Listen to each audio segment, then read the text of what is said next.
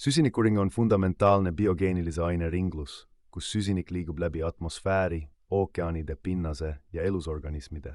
Taimed ja puud neelavad fotosünteesi käigus süsihappegaasi, muutes selle hapnikuks ja orgaaniliseks materjaliks, mis moodustab nende kehastruktuuri.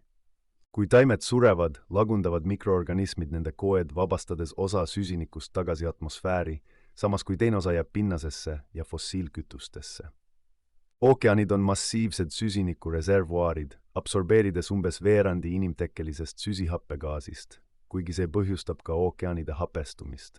Inimtegevus nagu fossiilkütuste põletamine ja metsaraie on märkimisväärselt suurendanud süsihappegaasi kontsentratsiooni atmosfääris, põhjustades kliimamuutusi.